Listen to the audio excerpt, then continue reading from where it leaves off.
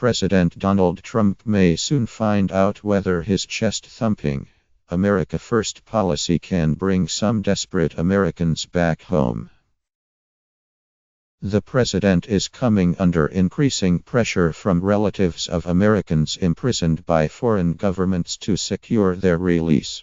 Some are pushing his administration to use a Tuesday meeting about the Iran nuclear deal in Vienna to persuade Tehran to release Americans in its custody, despite Trump's vehement criticism of the Islamic Republic. Just days ago, Trump was beaming after helping free an American held prisoner in Egypt, a country he's been heavily courting. But then some ominous news landed over the weekend.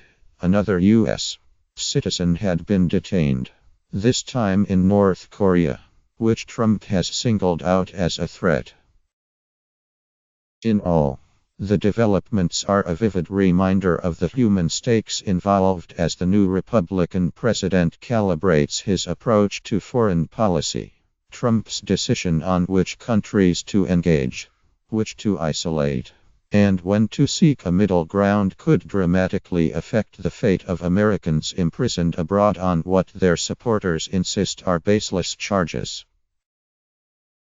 These circumstances are cases that are incredibly complex, challenging, and for which failure is not an option, said Jared Genser, a lawyer trying to help free American citizens Bakwar and Siamak Namazi, a father and son held in Iran. Trump scored an early success in securing the release of American charity worker Al-Sisi, who was acquitted by an Egyptian court of child abuse and human trafficking charges after around 3 years in custody. But her case may prove a relatively easy one given Trump's eagerness to mend U.S.-Egypt ties, which frayed under former President Barack Obama. Trump views Egypt as a critical counter-terrorism ally, and he has been willing to set aside concerns about its human rights record to earn the good graces of Egyptian President Abdel Fattah Al-Sisi. In early April, Trump hosted Sisi at the White House, a huge boost for an Arab leader largely shunned by Obama. White House officials have said that Trump raised Al-Sisi's case with the Egyptian leader, though it was not clear exactly when. But several Americans detained overseas are in countries that the Trump administration has been far less friendly toward, including Iran, Venezuela, and North Korea. While Obama looked for ways to engage Iran, took a mixed approach toward Venezuela, and largely gave up on publicly reaching out to North Korea, Trump has been notably harsher toward those 3 countries. In particular, he's targeted North Korea over its nuclear ambitions, and warned Iran to stop meddling outside its borders. Some former U.S.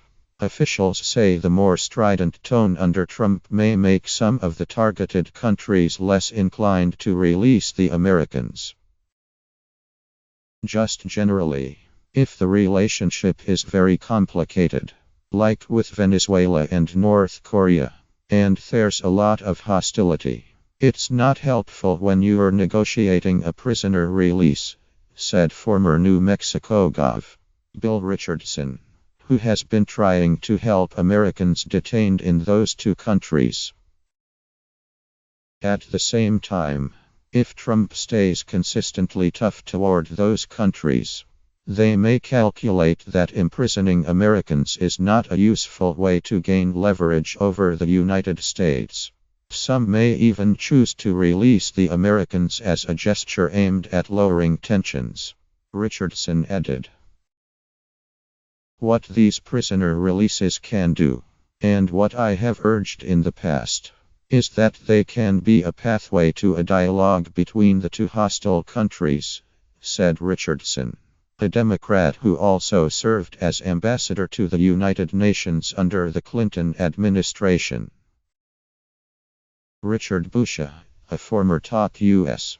diplomat who served under both Republican and Democratic presidents, said the trick is to keep the release of the Americans a priority but not hinge other key foreign policy objectives on their freedom.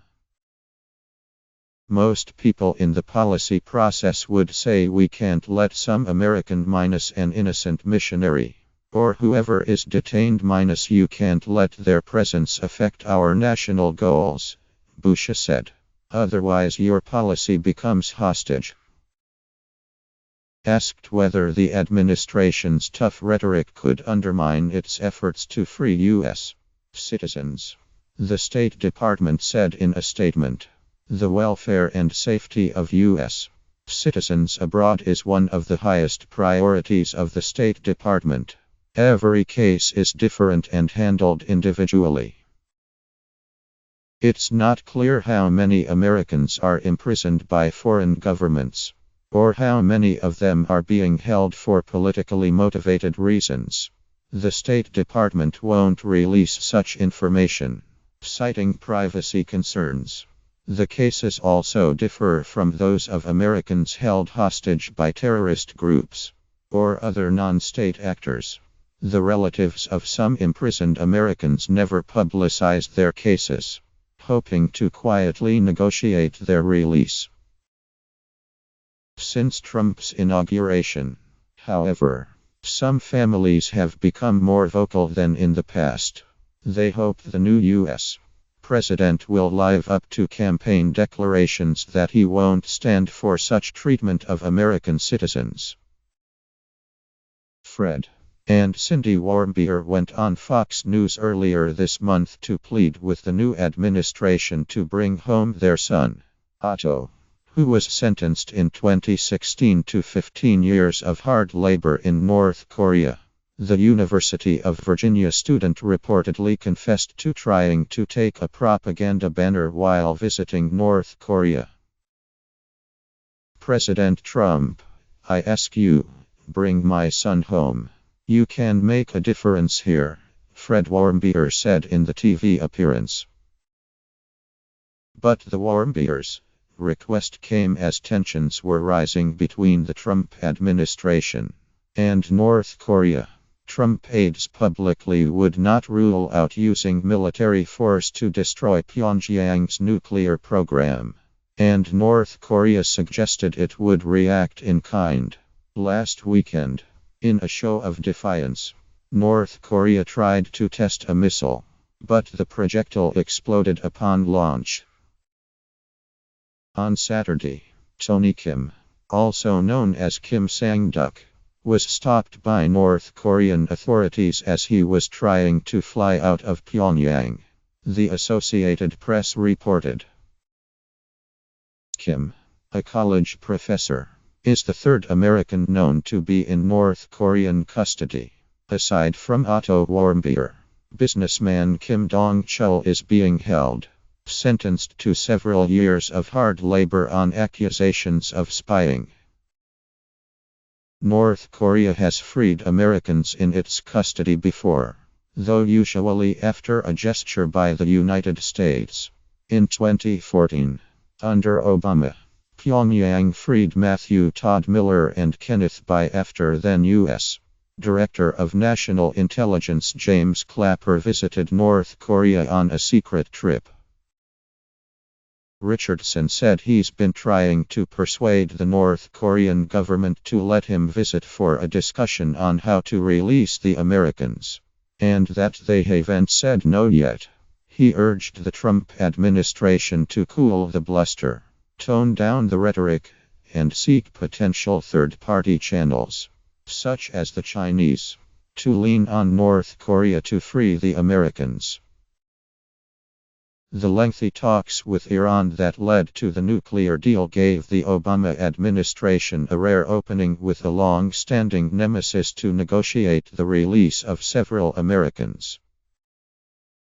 In January 2016, Iran agreed to free 5 Americans during the same weekend in which the nuclear deal was officially implemented.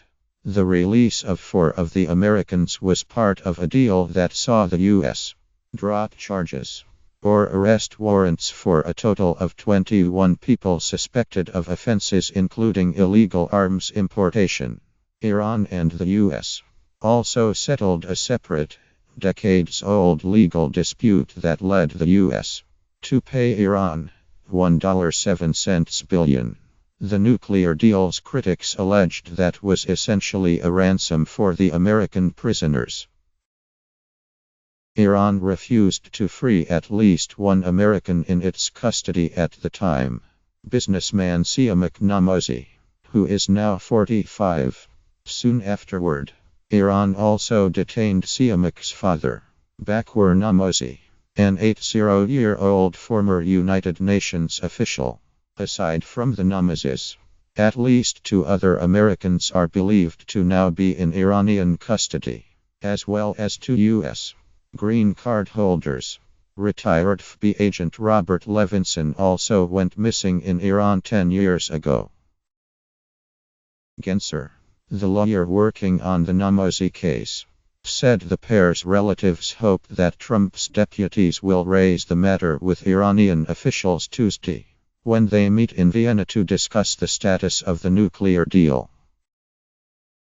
We understand the Namazi cases will be raised by the United States in its first bilateral discussions with Iran since President Trump's inauguration, Gencer said. While this will be a critical step forward, U.S. officials must then engage aggressively to secure their release as both are in rapidly deteriorating health. Tuesday's meeting, however, comes as the Trump administration has escalated its rhetoric against Iran. Last week, shortly after certifying to Congress that Iran was adhering to the nuclear deal, Secretary of State Rex Tillerson held a press conference to pillory Iran for a long list of reasons. Tillerson even blasted the nuclear agreement itself, insisting it would not curb Tehran's long-term nuclear ambitions. Asked whether Trump's rhetoric hurts the Namazis' prospects of getting freed, Gencer said it's hard to predict because so many factors are in play. It's very difficult to understand how governments that are hostile to the United States think about dealing with any president, let alone this one, he said. Trump also has taken a tough stance toward Venezuela, which has detained 5-year-old U.S. citizen Josh Holt since last June. Holt went to Venezuela last year to marry a woman he'd met online. He and his new wife were picked up by Venezuelan officials who allege he was stockpiling weapons. The officials also cast him as part of a grander U.S. plot to undermine the rule of Venezuelan President Nicolas Maduro, which has been marked by economic turmoil leading to shortages of food, medicine and other basic necessities. In February, the Trump administration leveled sanctions against a Venezuelan vice president over allegations that he's a drug trafficker. Later that month, the U.S. president met with the wife of Leopoldo Lopez, a jailed Venezuelan opposition leader. Shortly after Trump was inaugurated on Jan. 20, Josh Holt's mother, Lori, released a video asking the new president to do more to help free her son. She is in Washington this week to meet with lawmakers and members of the administration about her son's case. She believes that Venezuela, which still retains important trade links to the United States, and which indirectly donated $500,000 to Trump's inauguration, will be more responsive to tough talk than sweet talk.